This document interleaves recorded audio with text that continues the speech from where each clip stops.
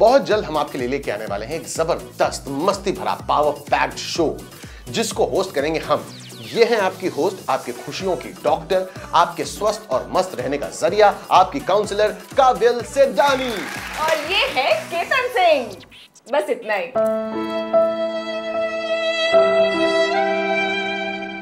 हमारे शो पर आप बहुत कुछ सीखेंगे और सीखने का मतलब ये नहीं कि रोते रोते सीख रहे हैं कि हम आपको पूरे मस्ती और फुल पावर के साथ बहुत कुछ सिखाएंगे। क्या सिखाएंगे?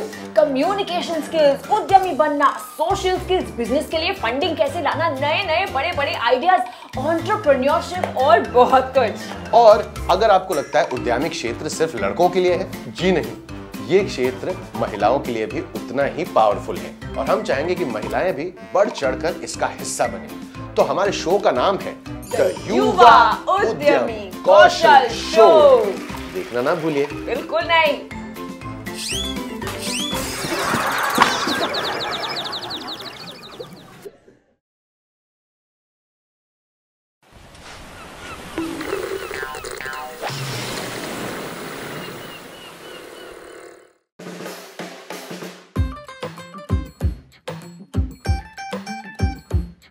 ले आओ पूरा भरकर अपने सवालों का थैला, इस रेनबो के रंगों में ना कोई रहे अकेला। अरे स्कूल तक भी जाने की चिंता को कहो बाय बाय, यूं घर में लगेगा भैया अब तो दुनिया भर का मेला। ये सारे अक्षरों का, नंबरों का क्या है झमेला, क्यों पोयम इतनी लंबी, होता क्यों है कड़वा करेला।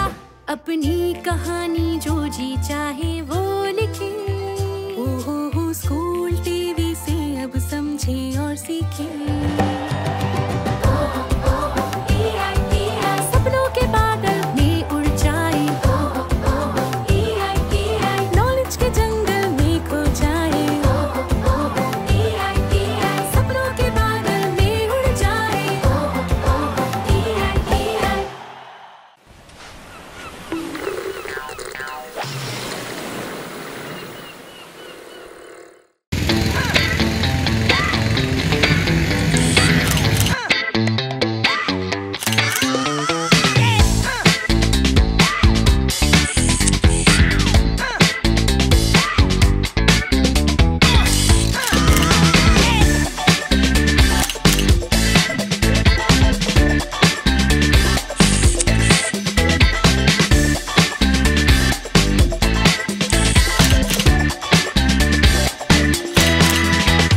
हेलो एवरीवन, मेरा नाम सौरभ अनुराज है और मैं पटना बिहार से बेस्ड एक प्रोफेशनल फ़ोटोग्राफ़र हूँ। तो आज हम लोग बात करेंगे कि फ़ोटोग्राफी की लाइन में अपना कैरियर कैसे बनाएं और अपने आप को किसी भी स्ट्रगल से हो या फिर किसी भी ऐसा मोमेंट हो जहाँ पे आपको लाइफ में प्रॉब्लम हो तो उस चीज़ से कैसे आगे बढ़ें।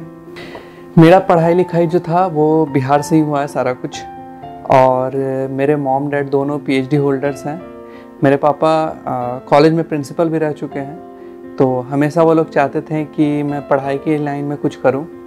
कभी भी ऐसा नहीं हुआ कि मैंने पढ़ाई छोड़ के किसी और चीज़ के बारे में सोचा भी।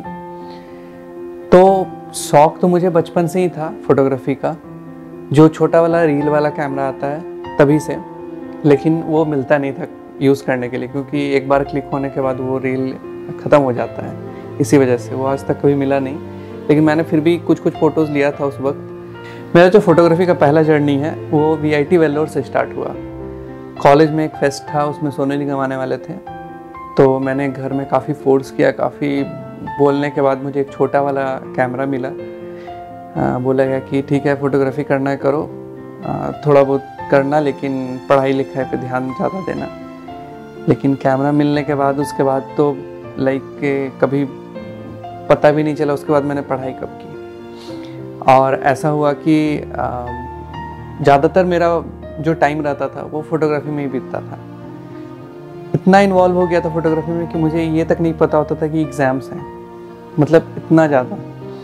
तो धीरे धीरे क्या हुआ कि मेरा पढ़ाई से पूरा ध्यान हट गया था और मेरा पूरा का पूरा ध्यान फोटोग्राफी में ही था। लोग मुझे वहाँ पे जो भी प्रोफेसर थे, मेरे दोस्त थे, वो लोग यही बोले कि तुम पढ़ाई लिखाई कर रहे हो, उससे बेटर है कि इसी लाइन में चले जाओ।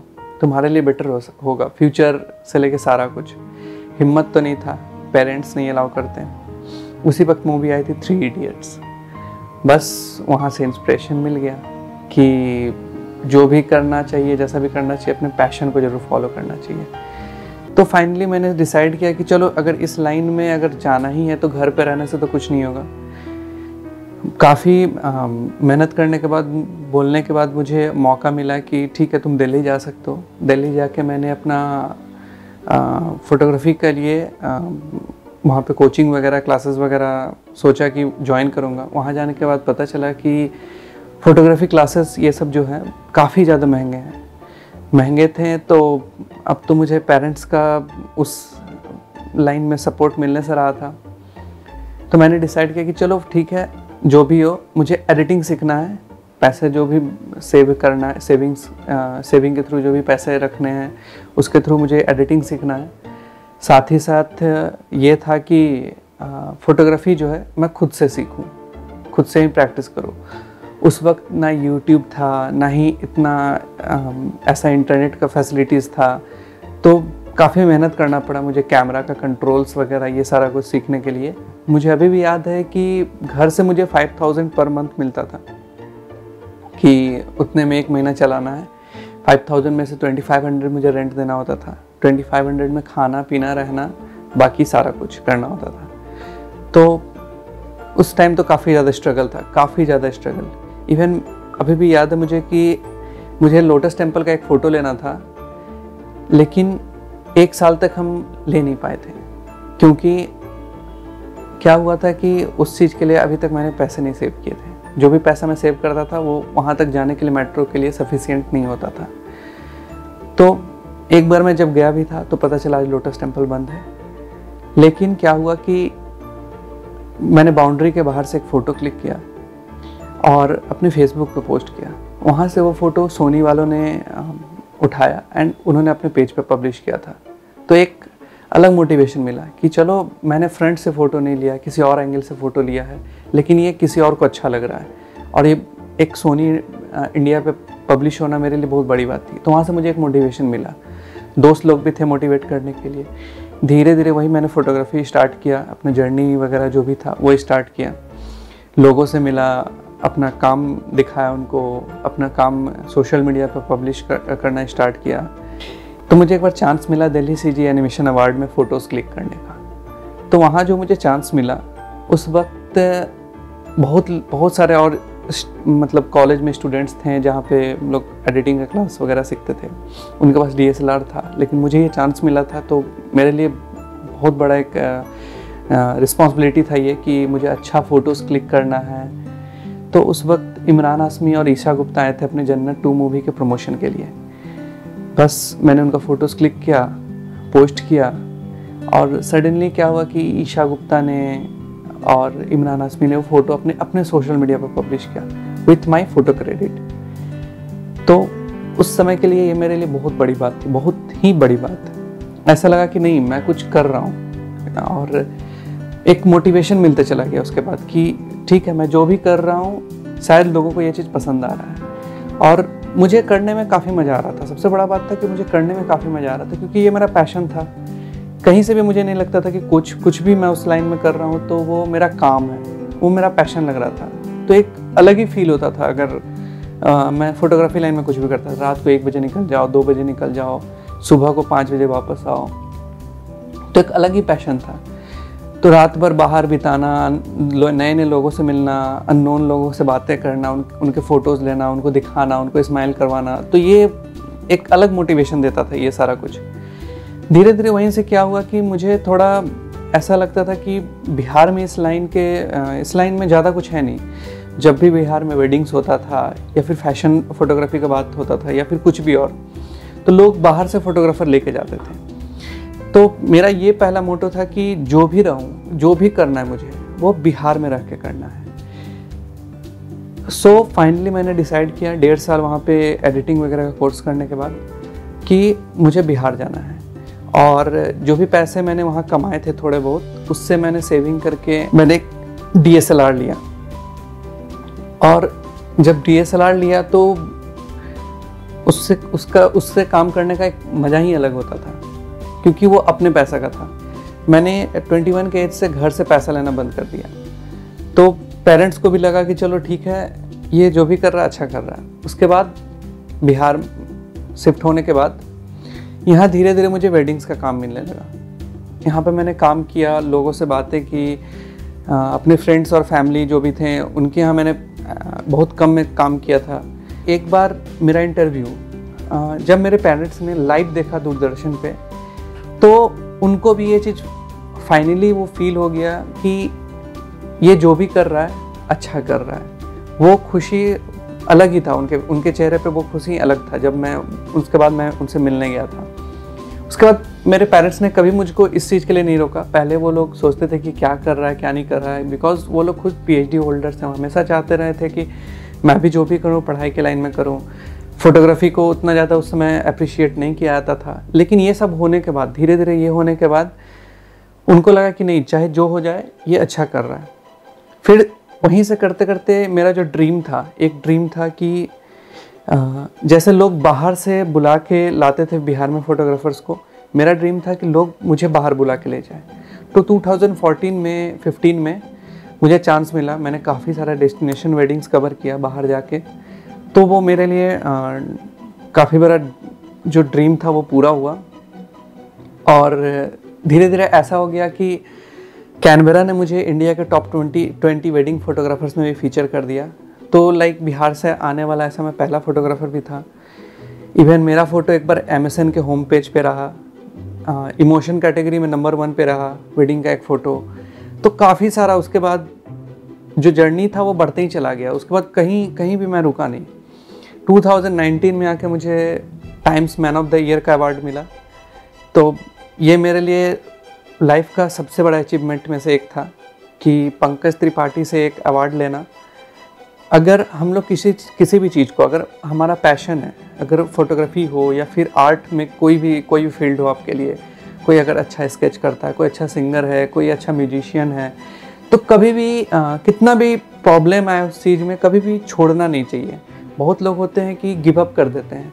आपको टाइम लगेगा, 1 साल लगेगा, 2 साल लगेगा, 3 साल लग सकता है, 4 साल भी लग सकता है, लेकिन एक न एक दिन आपको उस चीज़ का जो मेन आपका जो मकसद है वो आपको कभी ना कभी ज़रूर मिलेगा, चाहे जो हो जाए। अभी आप लोग अगर पढ़ाई कर रहे हो तो अभी आप पढ़ाई करो, लेकिन आपको पता होगा कि आपका पैशन क्या है। धीरे धीरे अपने आप पता चलता जाता है। पढ़ाई करते रहो, पढ़ाई के साथ साथ वो पैशन जो है कभी छूटना नहीं चाहिए। पैशन अलग है, पढ़ाई अलग है, तो दोनों चीज़ इम्पॉर्टेंट है, दोनों करो। मेरे जैसा नहीं कि कॉलेज छोड़ दिया, क्योंकि मेरे से वो पॉसिबल ही नहीं था, मेरे से पढ़ाई पॉसिबल ही नहीं था, इसलिए मैंने छोड़ दिया। लेकिन आप लोग उस चीज़ को ज़रूर कंप्लीट करना और पैशन को हमेशा फॉलो करना। अगर आपको लगता है कि फोटोग्राफी के लाइन में या फिर किसी और लाइन में आप अच्छा अपना कैरियर बना सकते हो, तो ज़रूर इस चीज़ को फॉलो करो। तो सबसे बड़ी बात होती है कि हम लोग कैरियर इस चीज़ में कैसे बनाएं, कैसे किसी को अप्रोच करें, कैसे आगे बढ़ें। तो सबसे बड़ा पहला बात होता है कि नॉलेज होना। आपको जिस फील्ड में आप जा रहे हो उस चीज़ में आपको सबसे ज़्यादा नॉलेज का ज़रूरत होगा। फोटोग्राफी में सबसे ज़्यादा इस चीज़ का नॉलेज होना चाहिए कि आपके पास कितना एक्सपीरियंस है। अब जितना ज़्यादा एक्सपीरियंस रखोगे उतना ही आप आगे बढ़ोगे। आपको पता होगा कि कब क्या कैसे करना है।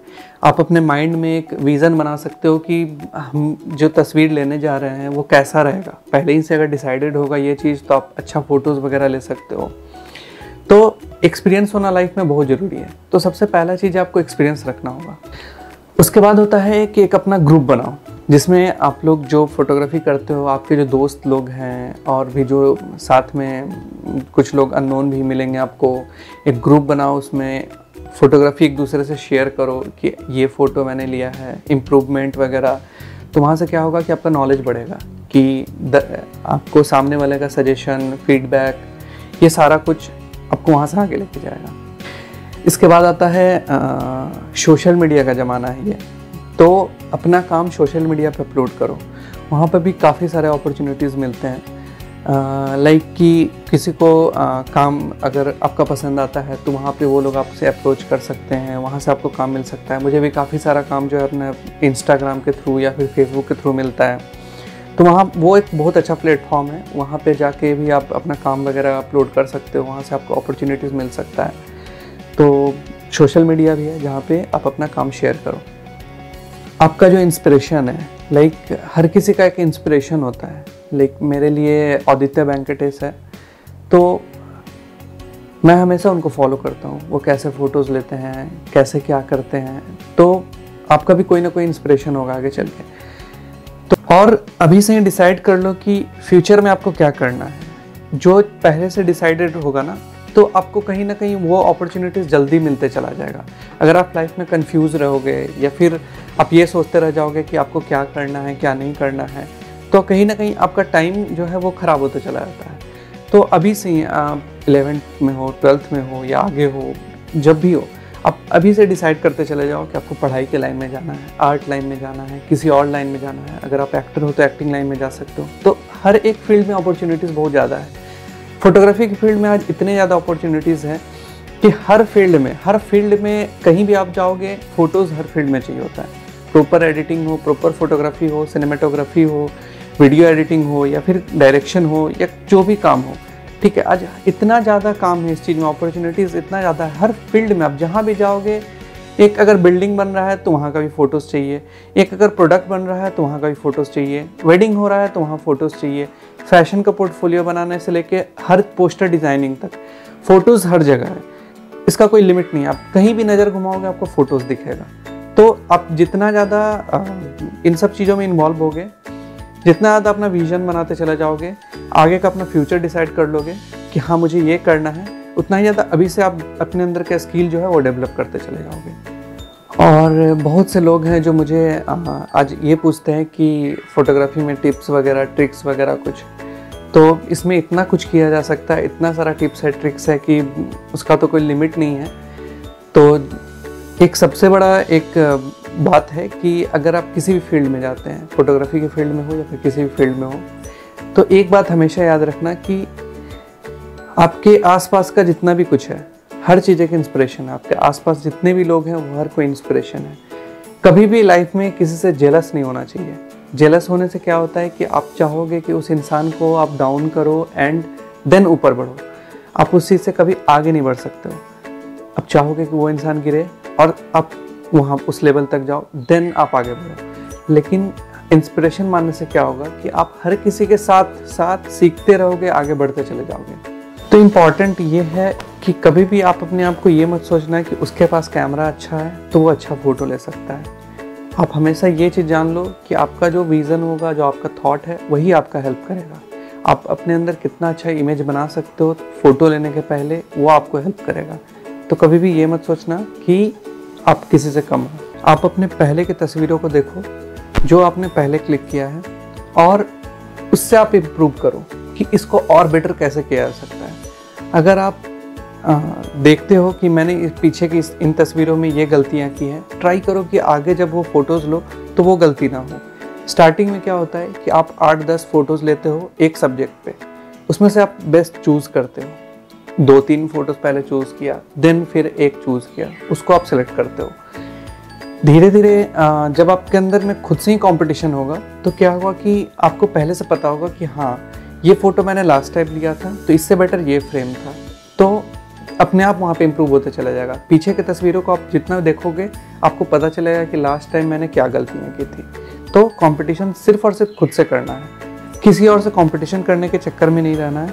आप खुद से कंपटीशन करो, खुद को आगे बढ़ाओ। और जब भी आप फ़ोटोज़ लो तो ट्राई करो कि उस फ़ोटो से एक स्टोरी निकल के आए। कैप्शन दिए बिना अगर आप उस फ़ोटो से स्टोरी निकाल के लाते हो तो समझ लो कि हाँ आप एक अलग लेवल का थॉट रखते हो। जितना ज़्यादा आपके अंदर ये इम्प्रूव होते चला जाएगा, आप जितना ज़्यादा अपने आप को इस तरीके से निकाल लोगे कि आप स्टोरीज़ बताना स्टार्ट कर दोगे फ़ोटोज़ के थ्रू, आप उतना ज़्यादा आगे बढ़ते चले जाओगे। और सबसे बड़ी बात, हमेशा एक दूसरे को सपोर्ट करो। आप कितना भी ऊपर चले जाओ, कितने भी आगे बढ़ जाना, कभी भी उन लोगों को मत भूलना जिन्होंने आपका सपोर्ट किया है। और लास्ट में हम यही बोलेंगे आप लोगों को कि अपने ड्रीम्स के पीछे भागो। जो भी आपका ड्रीम है हमेशा ट्राई करो उसको पूरा कैसे करना है। कभी भी कुछ भी हो जाए गिव अप मत करना। टाइम लगेगा लेकिन सब सही होगा। और जो भी आपका पैशन है, जो भी आप जिस चीज़ में भी आप आगे बढ़ना चाहते हो, कैरियर बनाना है, हॉबी बनाना है, या जो भी चीज़ है आपको, कभी भी उस चीज़ में आप गिव अप मत करना। स्ट्रगल आएगा लाइफ में, मेहनत करना होगा, लेकिन कभी ना कभी आप सक्सेस ज़रूर होते हो। आप सभी बच्चों से यह अनुरोध है कि आप भी इस प्रतियोगिता में हिस्सा लीजिए और अपनी एंट्रीज को हमारे पास भेजिए। आप अपनी एंट्रीज हमें 3 तरीकों से पहुंचा सकते हैं। पहला, व्हाट्सएप द्वारा इस नंबर पर भेज सकते हैं। नंबर है 9321961744 9321961744। दूसरा, आप हमें ईमेल भी कर सकते हैं इस मेल आईडी पे BEPCDPROGRAM@gmail.com, या आप हमें डाक के माध्यम से भी अपनी एंट्रीज भेज सकते हैं इस पते पर। गुणवत्ता संभाग, बिहार शिक्षा परियोजना परिषद, शिक्षा भवन, राष्ट्रभाषा परिषद परिसर, सैदपुर, राजेंद्र नगर, पटना 800004। बच्चों, आपको अपनी एंट्रीज हमें इस प्रारूप में भेजनी है। सबसे पहले विद्यार्थी का नाम, फिर विद्यालय का नाम, उसके बाद कक्षा और एकदम अंत में जिला। इस तरह से लिखकर आप अपनी एंट्रीज हम तक पहुंचा सकते हैं। और याद रखें, आप हमें अपनी एंट्रीज आने वाले शुक्रवार शाम 6 बजे तक ही भेज सकते हैं। बचपन से हमारे घर वाले, हमारे रिश्तेदार, हमारे फ्रेंड्स सब लोग हमें पूछते हैं कि आप बड़ा होके लाइफ में क्या करना चाहते हो, आपका उद्देश्य क्या है, आपके लाइफ में गोल्स क्या हैं। जैसे जैसे हम बड़े होते जाते हैं, हमें कहीं ना कहीं ये बात समझ में आने लगती है कि लाइफ में सक्सेसफुल होने के लिए गोल्स होना बहुत जरूरी है। पर कितनी बार ऐसा होता है कि हम बहुत दृढ़ निश्चय के साथ एक गोल बनाते हैं, पर उसे अचीव करने में कहीं ना कहीं कामयाब नहीं हो पाते। क्या जितने लोग जिम जाते हैं सब फिट हो पाते हैं? नहीं ना। ऐसा क्यों है? मेरा नाम है पावनी खंडेलवाल। मैं एक सामाजिक उद्यमी यानी कि सोशल एंटरप्रेन्योर हूँ, और आज इस कक्षा में मैं आपको सिखाने जा रही हूँ कि कैसे हम ऐसे गोल्स यानी कि ऐसे लक्ष्य बना सकते हैं जिन्हें ना केवल हम अचीव कर पाए, हासिल कर पाए, पर साथ ही साथ जिनसे हमें डर ना लगे। तो आइए स्टार्ट करते हैं। स्मार्ट वर्ड को हम कैसे स्पेल करते हैं? SMART। आप सब स्मार्ट बच्चों, आपको ऑलरेडी ये पता है। आप सोच रहे होंगे कि मैं आपको स्मार्ट की स्पेलिंग क्यों बता रही हूँ, पर स्मार्ट गोल्स में एस का क्या मतलब है? स्मार्ट गोल्स में एस का मतलब है स्पेसिफिक। स्पेसिफिक का क्या मतलब होता है? स्पेसिफिक का मतलब होता है स्पष्ट। कई बार हमारा जो गोल होता है वो एक पूर्ण रूप से स्पष्ट नहीं होता, काफी वेग होता है, काफी अस्पष्ट सुनाई देता है। मैं आपको एक एग्जाम्पल देके समझाने की कोशिश करती हूँ। हम सबको डेली अपने माँ बाप से डांट पड़ती है कि सुबह जल्दी उठा करो, इतनी लेट क्यों उठते हो, रात भर फोन पे लगे रहते हो। और हम रोज डांट खा के ये सोचते हैं कि कल सुबह हम पक्का जल्दी उठेंगे। हम गोल बना लेते हैं कि कल तो जल्दी उठना ही उठना है। पर सब लोगों के लिए, हर किसी के लिए जल्दी उठने की परिभाषा अलग होती है। किसी के लिए सुबह के 4 बजे जल्दी होते हैं, तो किसी के लिए सुबह के 8 बजे भी जल्दी नहीं होते। अब आप मुझे देख लीजिए, मेरे को तो सुबह के 8 बजे भी जल्दी नहीं लगता। पर अगर आप जल्दी उठना चाहते हो तो आपका गोल ये नहीं होगा कि आपको सुबह जल्दी उठना है। आपको ऐसा गोल बनाना पड़ेगा जो स्पष्ट हो, मतलब मुझे सुबह 6 बजे जल्दी उठना है। तब जाके आप उस गोल को कहीं ना कहीं अचीव कर पाओगे। एक और एग्जाम्पल लेके इस बात को समझते हैं। हम सब या हम में से बहुत सारे लोग जॉब करना चाहते होंगे। मैं बहुत सारी यंग गर्ल्स से मिलती हूँ जो जॉब करना चाहती है, पर जब मैं उन्हें पूछती हूँ कि आप किस तरह की जॉब करना चाहते हो, तो तो उन्हें एग्जैक्टली क्लियरली नहीं पता होता कि उन्हें कैसी जॉब करनी है। वो कहते हैं कोई भी जॉब जिसमें हम ऑफिस में बैठ के काम कर सके। अगर उन्हें ये पता हो कि उन्हें एक ऐसी जॉब करनी है जहाँ पे उन्हें अकाउंटिंग का काम करना है या टेलीकॉलिंग का काम करना है या डिजाइनिंग का काम करना है, तो उन्हें ज्यादा आसानी से जॉब मिल जाएगी। तो ये तो डिफरेंस हुआ एक स्पष्ट और अस्पष्ट गोल का। पर हम ये कैसे पता करेंगे कि जो गोल हमने सेट करा है हम उसे अचीव कर भी पा रहे हैं या नहीं कर पा रहे हैं? इसके लिए हमें गोल को नापना पड़ेगा, गोल को तोलना पड़ेगा और हर थोड़े टाइम में देखना पड़ेगा कि हम उस गोल की तरफ आगे बढ़ भी रहे हैं या नहीं बढ़ रहे हैं। और इसीलिए स्मार्ट गोल्स का जो दूसरा अल्फाबेट है वो है M, यानी कि मेजरेबल। एक ऐसी चीज जिसे हम तोल सकें, जिसे हम नाप सकें। अब गोल्स को कैसे हम नापेंगे? अब आप सोचिए, दो लोग हैं, एक है राम और एक है रवि। राम जिम जाता है और कहता है मैं फिट होऊंगा, और रवि जिम जाता है और कहता है कि मैं इस महीने 3 किलो वजन घटाऊंगा। आपको क्या लगता है कि राम ज्यादा जल्दी फिट होगा या रवि? मुझे लगता है रवि जल्दी फिट होगा, क्योंकि उसका जो गोल है वो मेजरेबल है। वो हर रोज जब वेइंग मशीन पे खड़ा होगा, तराजू पे खड़ा होगा, तो वो देख सकता है कि आज उसने कितना वजन घटाया और 3 किलो वजन कम करने में उसको कितना टाइम लगेगा। वो 1 महीने में 3 किलो वजन कम कर पाएगा या नहीं कर पाएगा। और दूसरे हाथ पे राम, जिसको पता ही नहीं है कि उसको आखिर में कितना वेट लूज करना है या उसको कितना फिट होना है, राइट? सो आपको राम बनना है या रवि बनना है, that you have to decide. अब वेट, मान लीजिए आपने डिसाइड तो कर लिया कि आपको 3 किलो कम करना है, पर कोई बोले कि अरे मुझे तो 10 किलो वजन कम करना है, वो भी 1 महीने में, तो क्या आपको लगता है कि ये रियलिस्टिक है या अटेनेबल है?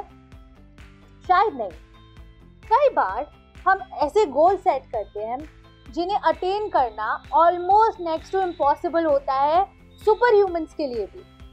तो हमें एक ऐसा गोल बनाना है जो कि रियलिस्टिक हो, जिसको हम अटेन कर पाए, ना कि एक ऐसा गोल जिसको सोचकर ही हमें लगने लगे पता नहीं हम ये कर पाएंगे या नहीं कर पाएंगे। ओके, तो ऐसे गोल्स को सेट करें जो पॉसिबल है। अब पॉसिबल है गोल्स ऐसा सेट करा हमने जो मेजर कर सकते हैं, जो स्पेसिफिक है, विशिष्ट है, जिसको नाप सकते हैं। पर ऐसे गोल्स का क्या फायदा जिनसे हमारी लाइफ में कुछ अचीव करने में हेल्प ही ना हो। जो हमारी सक्सेस की डेफिनेशन है, उस सक्सेस की डेफिनेशन को अचीव करने में उससे हमारी कोई हेल्प ही ना हो। तो इसीलिए जो स्मार्ट गोल्स में 4th अल्फाबेट है वो है R, मतलब कि रिलेटेबल। ऐसे गोल्स जो हमारी लाइफ के एक्चुअल गोल से, लाइफ के बड़े वाले गोल से संबंधित हो, रिलेट कर पाए। अब मान लीजिए कि आप फ्रेंच सीखना चाहते हैं। ये काफी अच्छा गोल है, फ्रेंच एक बहुत ही सुंदर भाषा है। पर क्या फ्रेंच सीखने से आपको आपकी लाइफ का जो एक्चुअल गोल है, मान लीजिए आपकी लाइफ का गोल है मिलियनेयर बनना, तो क्या फ्रेंच सीखने से आपकी लाइफ के मिलियनेयर बनने वाले गोल में कोई हेल्प हो रही है? शायद नहीं। तो ये देखना बहुत जरूरी है कि जो हमारे छोटे छोटे गोल्स हैं वो हमारी लाइफ के बड़े वाले गोल से कोई संबंध रखते हैं या नहीं रखते। और 5वां मोस्ट इम्पॉर्टेंट है T, यानी कि टाइम बाउंड। हम सबको ऐसा लगता है कि हमारे पास बहुत टाइम है, हम काफी टाइम वेस्ट करते हैं। इनफैक्ट आप खुद देखिए, समर वेकेशंस में जब भी मुझे प्रोजेक्ट मिलता था, समर वेकेशन का हॉलिडे होमवर्क मिलता था, हम पूरे समर वेकेशन मस्ती करते थे और लास्ट के 1 हफ्ते काम करते थे, है ना? आप लोगों ने भी ऐसा करा है। पर क्योंकि हमें पता होता था कि यार लास्ट के 1 हफ्ते तो करना ही पड़ेगा, क्योंकि स्कूल चालू होने वाला है, क्योंकि डेडलाइन होती थी, तो हम उसे कैसे भी करके, चाहे दिन रात एक करके हम अचीव कर ही लेते थे। चाहे हम पूरे साल पढ़ते हो या नहीं पढ़ते हो, पर एग्जाम से पिछले दिन तो हमें पढ़ना ही पड़ता है, क्योंकि हमें पता होता है कि यार कल तो एग्जाम है, अगर अभी भी नहीं पढ़ेंगे तो फेल हो जाएंगे। गोल्स के साथ भी कुछ ना कुछ ऐसा ही है। जब तक आप अपने गोल्स के लिए एक डेडलाइन सेट नहीं करोगे, एक टाइमलाइन सेट नहीं करोगे, तब तक उस गोल को अचीव करना काफी डिफिकल्ट होगा, क्योंकि आपको पता ही नहीं है कि कब तक अचीव करना है। आपको लगेगा कि आपके पास पूरी लाइफ पड़ी है उस गोल को अचीव करने के लिए, पर पूरी लाइफ नहीं होती, राइट? तो ये है SMART goals. S for specific, M for measurable, A for attainable, R for relatable, and T for time bound. Don't forget that a goal without a plan is just a wish. बिना plan का जो एक गोल होता है वो एक गोल नहीं होता, वो बस एक चाह होती है। तो अगर हमें गोल्स को अचीव करना है तो इट इज वेरी इंपॉर्टेंट कि वो आप ही की तरह स्मार्ट हो। और एक और बहुत इंपॉर्टेंट चीज जो कि गोल सेटिंग के बारे में है वो ये है कि गोल सेटिंग एक कंटिन्यूअस प्रोसेस है, एक ऐसा प्रोसेस है जो चलता ही रहता है। ऐसा नहीं है कि हमने आज गोल बना दिया और आज से 10 साल बाद हम सक्सेसफुल हो जाएंगे। हो सकता है कि हर थोड़े हफ्ते, कुछ हफ्तों में, हर कुछ महीनों में आपको फिर से अपने गोल को देखना पड़े, उसको रीडिफाइन करना पड़े, उसको दोबारा से बनाना पड़े, उसको मेजर करना पड़े। तो एक डायरी लीजिए और आपने जो शुरू में अपना गोल लिखा था उसको एक स्मार्ट गोल में कन्वर्ट करिए और उसको हर कुछ टाइम में वापस से देखते रहिए और ये देखिए कि आप कहाँ तक पहुंच गए। ये है आपका आज का मेरी तरफ से होमवर्क। जब आप आज का अपना होमवर्क कंप्लीट करके अपने गोल को जो आपने आज की क्लास के शुरू में लिखा था उसको एक स्मार्ट गोल में कन्वर्ट करेंगे तो मैं आपको 100% एश्योरेंस के साथ ये बात बोल सकती हूँ कि आप बहुत कॉन्फिडेंट फील करेंगे और पूरी गारंटी के साथ उसे अचीव भी करेंगे। All the best for your goal and I will see you very soon. Bye bye.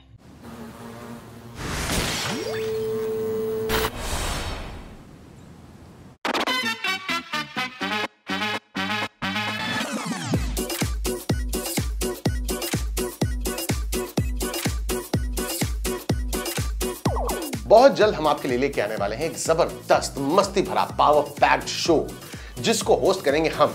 ये हैं आपकी होस्ट, आपके खुशियों की डॉक्टर, आपके स्वस्थ और मस्त रहने का जरिया, आपकी काउंसलर काबिल सेडानी। और ये है केतन सिंह। बस इतना ही।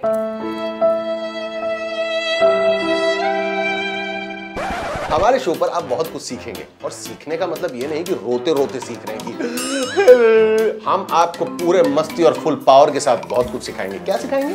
कम्युनिकेशन स्किल्स, उद्यमी बनना, सोशल स्किल्स, बिजनेस के लिए फंडिंग कैसे लाना, नए नए बड़े बड़े आइडियाज, एंटरप्रेन्योरशिप और बहुत कुछ। और अगर आपको लगता है उद्यमिक क्षेत्र सिर्फ लड़कों के लिए है, जी नहीं, ये क्षेत्र महिलाओं के लिए भी उतना ही पावरफुल है और हम चाहेंगे कि महिलाएं भी बढ़ चढ़कर इसका हिस्सा बने। तो हमारे शो का नाम है द युवा उद्यमी कौशल शो। देखना ना भूलिए। बिल्कुल नहीं।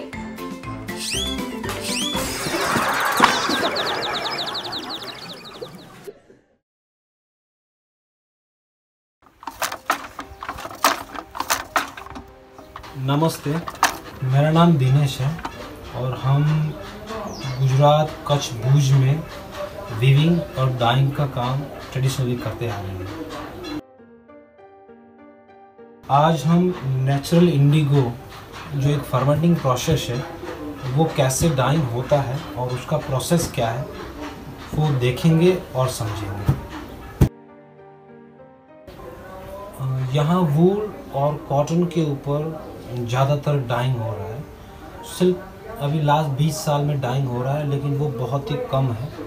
तो आज हम नेचुरल इंडिगो कॉटन के ऊपर कैसे डाइंग हो रहा है वो देखेंगे। इंडिगो वैसे एक प्लांट का नाम है। वो 3.5-4 फीट का एक पौधा होता है जो साउथ इंडिया और पहले कलकत्ता में भी बहुत होता था। तो वो एक प्रोसेस करके पत्तों में से डाई निकालते हैं, फिर एक कैप फॉर्म में बनाते हैं। फिर हम वो कैप फॉर्म को या पाउडर फॉर्म को सीधा पानी के अंदर डाल के लाइम और खजूर डाल के इंडिगो फर्मेंटिंग के लिए छोड़ देते हैं 20 दिन के करीब, गर्मी के दिनों में। तो वो अपने आप पानी के अंदर अपना इंडिगो रंग छोड़ेगा और जब रंग छोड़ देगा तब हमको पता तभी चलेगा कि वो पानी का कलर ग्रीन जैसे हो जाता है। तो पता चल जाता है कि अब इंडिगो एकदम डाई के लिए रेडी है। इसके अंदर 3 ही चीज़ जाता है, एक इंडिगो, एक खजूर, डेट्स वाटर और लाइम।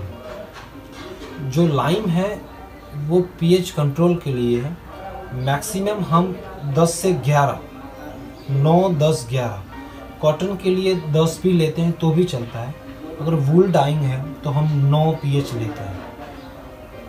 और खजूर का जो काम है वो यही है कि इंडिगो इतना सॉलिड है कि वो सीधा रंग छोड़ेगा नहीं पानी के अंदर। मतलब वो चीनी जैसा नहीं है कि पानी के अंदर डाला और हिलाया और घुल गया। वो पानी के अंदर तो रहेगा लेकिन वो घुलेगा नहीं। तो खजूर का काम इसके अंदर यही है कि वो इंडिगो को अपने आप घुलाएगा, मतलब वो फर्मेंटिंग प्रोसेस हो गया। तो वो घुलने के बाद हम उसको कंट्रोल करेंगे पीएच के साथ अल्कलाइन में 10-11। तो 20 दिन के बाद वो अपने आप इंडिगो वैट रेडी हो जाता है।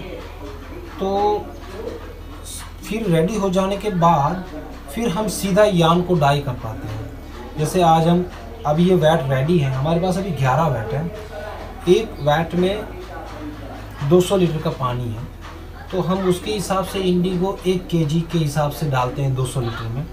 और खजूर वीक में एक बार 200 ग्राम के करीब उसका पेस्ट बना के पानी डालते हैं। और पीएच डेली चेक करते हैं कि पीएच, क्योंकि गर्मी के दिनों में पीएच बहुत ही अप एंड डाउन होता है। तो जैसे हम 10 आज लेते हैं तो नेक्स्ट दिन अगर हम देखेंगे तो वो 8, 8.5, 9 भी पीएच हो जाता है। तो फिर से हम थोड़ा सा लाइम डाल के उसको पीएच कंट्रोल करते हैं।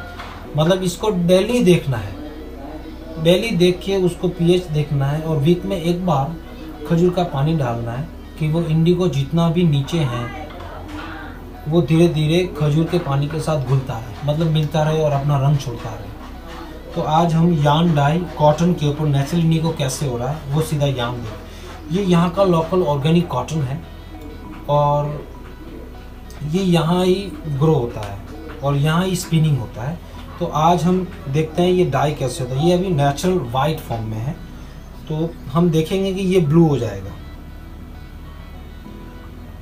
तो जैसे हम पानी के अंदर यार्न डालते हैं तो अगर हम देखेंगे तो ग्रीन हो जाएगा, तो मतलब इंडिगो एकदम सही चल रहा है, तभी ये ग्रीन होता है।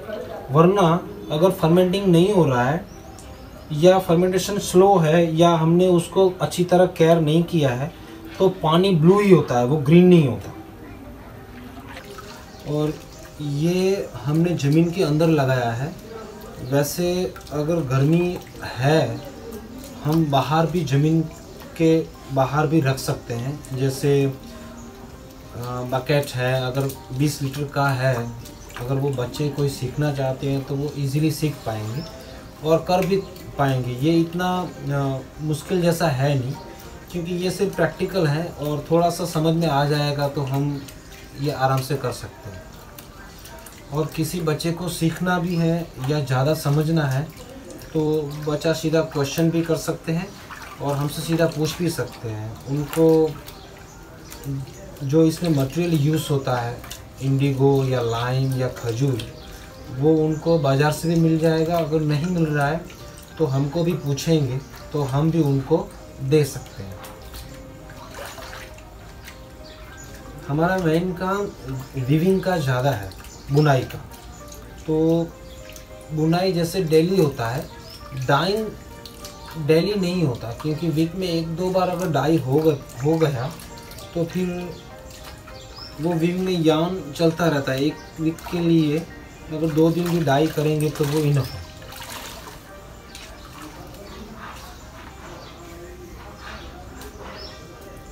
और ये नेचुरल इंडिगो या नेचुरल डाइंग का सबसे बड़ा खूबी यही है कि ये अगर 200 लीटर पानी है तो ये 200 लीटर पानी 1 साल यही पानी चलता रहेगा। मतलब पानी का इतना ज़रूर नहीं है। बाकी केमिकल जो इंडस्ट्रीज़ हैं वो डाई करते हैं तो वो पानी का बहुत ही ज़्यादा उपयोग करते हैं। नेचुरल डाई में खूबी भी यही है कि सब कुदरत से लिया हुआ चीज़ इसमें यूज़ होता है, कुछ भी केमिकल नहीं है। मतलब पर्यावरण का बहुत ही अच्छा इसमें रक्षण होता है। तो हम तो यही कहेंगे जितना ये नेचुरल डाइज यूज़ होगा तो जितना भी पॉल्यूशन हो रहा है उसमें हमारा से जितना भी सहयोग हो सके वो हम कर सकते हैं। बच्चों को एक बार प्रैक्टिकल करना चाहिए तो आगे जाके उनको लाइफ में कभी भी इस चीज़ में प्रॉब्लम हो तो उनको वो पता हो। और किसी बच्चे को ये सीखना है तो वो घर के अंदर छोटा सा 20 लीटर या 30 लीटर का वेट लगा के आराम से सीख सकते हैं और प्रैक्टिकल भी कर सकते हैं। इसमें ऐसा कुछ है नहीं, 2 ही 3 चीज़, इंडिगो मतलब इंडिगो का पाउडर मिलेगा बाज़ार से, अगर नहीं मिलता है तो हम उसको दे देंगे, फिर लाइम है और खजूर है, तो ये दोनों चीज़ तो आपको बाज़ार में इजीली मिल जाएगा। वो बच्चे आराम से घर पे प्रैक्टिकल करके वो सीख सकते हैं। और कुछ भी उसको क्वेश्चन जैसा है या उसको समझ में नहीं आता है तो हमको वो डायरेक्टली पूछ सकते हैं या हमसे वो मदद ले सकते हैं, हम उनको बताएंगे कैसे करना है।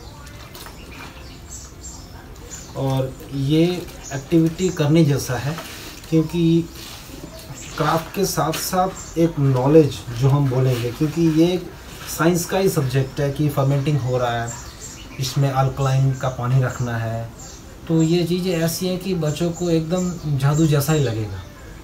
और इसका सबसे बड़ा जादू तो यही है कि पानी ग्रीन है और जो डाई होगा वो ब्लू होगा, वही उसका सबसे बड़ा मैजिक है। तो जो बच्चे करेंगे उसको बहुत ही इंटरेस्ट होगा और वो करेंगे तो उनको बहुत ही अच्छा लगेगा। मम्मी मैंने पपी मांगा था, इसको क्यों लेके आए हो? ये सीधी बैठ, तुझे रास्ते के सिग्नल से उठा के लाए थे, पता है ना? भूखी प्यासी बैठी थी, वो तो हमको दया आ गई इसलिए गोद ले लिया। मम्मा सुनो।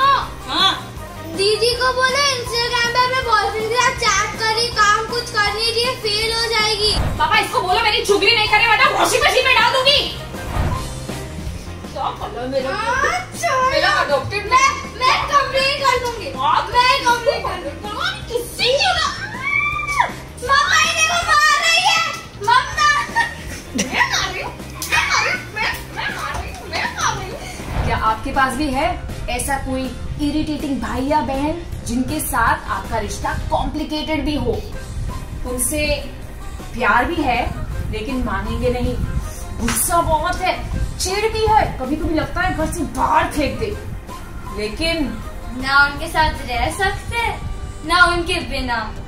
Absolutely correct. चलिए आज बात करते हैं सिबलिंग राइवलरी की आपकी फेवरेट काउंसलर काव्या सिदारी के साथ। यार ये भाई बहनों का रिश्ता इतना कॉम्प्लिकेटेड होता क्यों है? सिंपल क्यों नहीं हो सकता? मुझे ये पता है कि मैं सबसे पहली लड़की थी घर में और मैं मेरे माँ बाप के प्यार की निशानी थी, और जो दूसरा और तीसरा आया मेरे पीछे, मेरे मम्मी पापा ने मुझे ये कहा कि ये तुम्हारी कंपनी के लिए है, तुम्हारे खेलने के लिए है, तुम्हारे दोस्त है, हमेशा तुम्हारे साथ रहेंगे। तो ये बार बार मुझसे झगड़ा क्यों करते हैं, मेरी बात क्यों नहीं सुनते? इसलिए गुस्सा तो मुझे भी बहुत आता है कि इतना कॉम्प्लिकेटेड करने की क्या जरूरत थी, मैं अकेली ही ठीक थी ना। लेकिन मैं ये एडमिट नहीं करना चाहती कि मुझे मेरे भाई बहनों से फायदा भी बहुत मिला है। लेकिन पहले मैं आपको ये बताऊं कि मुझे बुरा किस चीज का लग रहा है। मुझे बुरा इस चीज का लग रहा था पहले से, जब मैं अकेली थी घर में, तब मेरे पीछे मेरे मम्मी पापा, दादा दादी, नानी नाना, काका चाची, मामी, सब लोग मेरी उंगली के इशारों पे घूमते थे। जो मुझे खाना रहता था वही बनता था, मुझे जहाँ जाना रहता था वहाँ सब लोग जाते थे, जब मैं सो जाती तो घर बंद हो जाता। लेकिन ये 2 शैतान आए, उसके बाद मेरा राज ही खत्म हो गया। अब ये अपसेट होने वाली बात है या नहीं? जरूर है, और मेरे जैसे आपको भी बुरा लग रहा होगा। ऐसी बहुत सारी और रीजंस है जिसकी वजह से मुझे बहुत बुरा लगता था।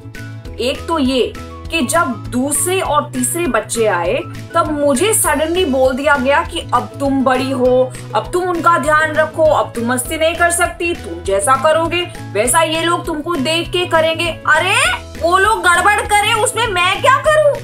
जब वो कुछ अच्छा काम करते हैं उसका क्रेडिट तो मुझे मिलता नहीं है, लेकिन अगर उन्होंने मस्ती की, गड़बड़ की, कुछ तोड़ फोड़ दिया ना, तो सीधा मेरे नाम पे काव्या ध्यान क्यों नहीं दे रहे हो, तुम बड़े हो, उसको लग जाएगा, देखा करो थोड़ा सा।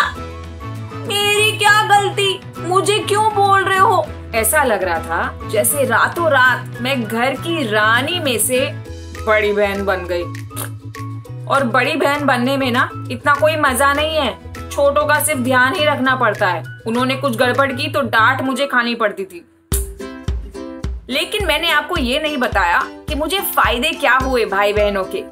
जब मेरी बहन आई ना तो मुझे सच में एक फुल टाइम खिलौना मिल गया। फुल टाइम कोई मिल गया जिसको मैं प्यार कर सकूं, हग कर सकूं, किस कर सकूं, जिसके साथ मस्ती भी कर सकूं, और अगर थोड़ा सा गुस्सा आए ना तो बड़बड़ बड़बड़ बड़बड़ बड़बड़ करके डांट भी सकूं।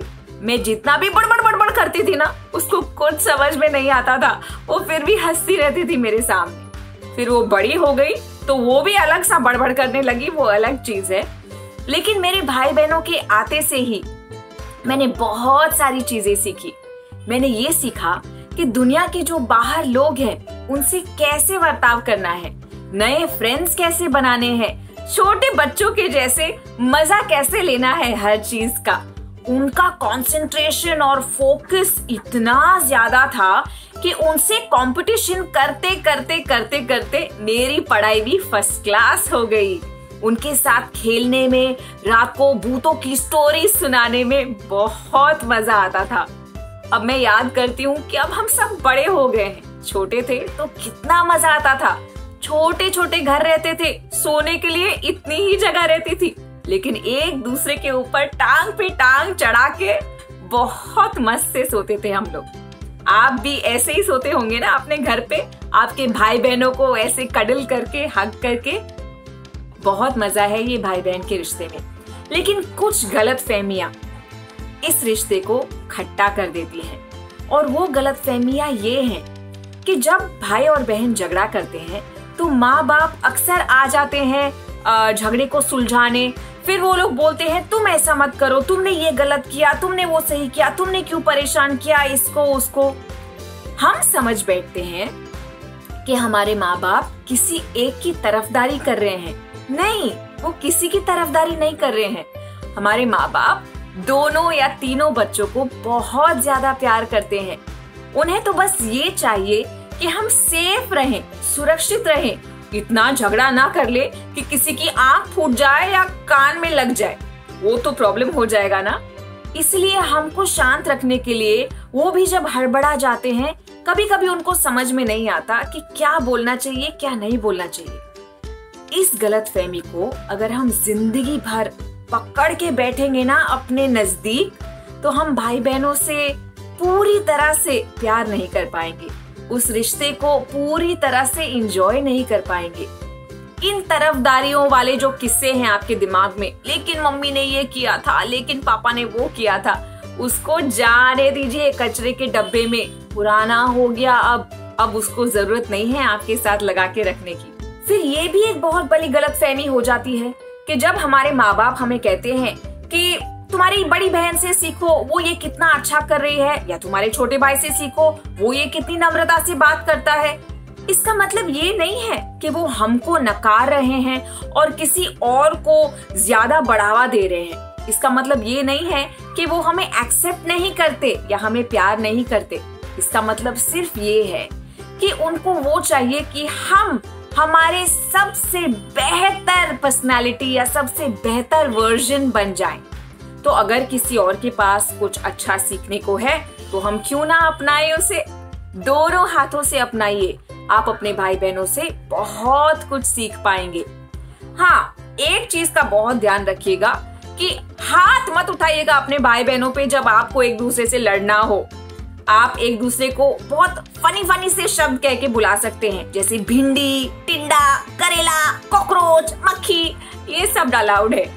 लेकिन जब हम हाथ उठाते हैं तो हमारा शरीर उस थप्पड़ को या उस लात को याद रख लेता है और वो गुस्सा अंदर अंदर अंदर अंदर बढ़ता ही जाता है। ये गुस्सा किसी काम का नहीं, आपके रिश्ते को बिगाड़ के रखेगा। छोड़ दीजिए उसे साइड पे। और हाँ, जब आपके छोटे या बड़े भाई बहन आपकी चुगली करते हैं और हमको इतना गुस्सा आता है, इस चुगली के लिए भी थैंक यू कहिए, क्योंकि आप जब बड़े हो जाएंगे तो बाहर स्कूल में, कॉलेज में, ऑफिस में ऐसे बहुत सारे लोग हैं चुगलीखोर, नारायण नारायण टाइप के, कि आपकी चुगली करते ही रहेंगे।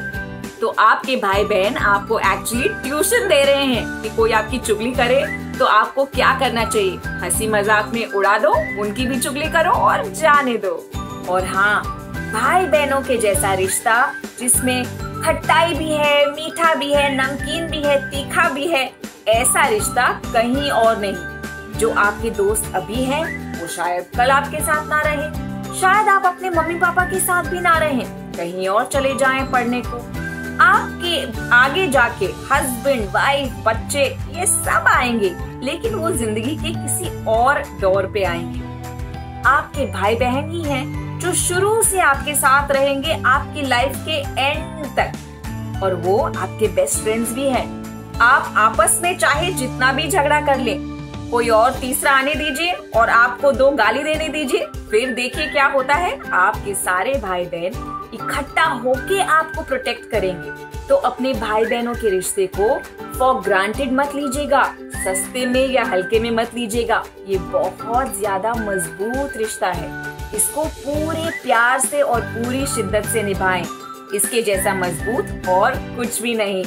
Enjoy the fight, enjoy the बदमाशी, enjoy the irritation, enjoy your sibling। और मैं फिर मिलूंगी आपको किसी और एपिसोड में। तब तक फ्रॉम काव्यल सिदानी, बाय बाय।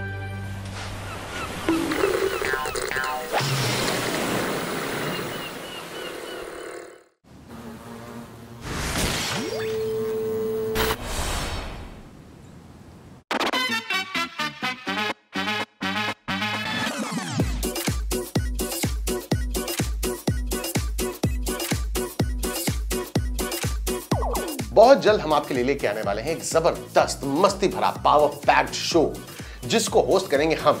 ये हैं आपकी होस्ट, आपके खुशियों की डॉक्टर, आपके स्वस्थ और मस्त रहने का जरिया, आपकी काउंसलर काव्यल सिदानी। और ये है केतन सिंह। बस इतना ही।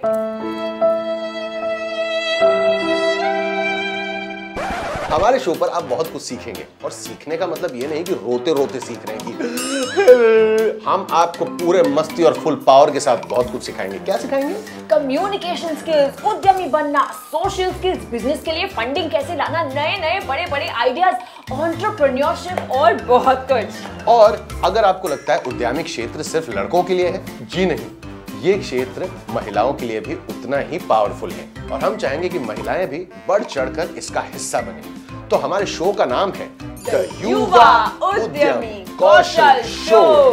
देखना ना भूलिए। बिल्कुल नहीं।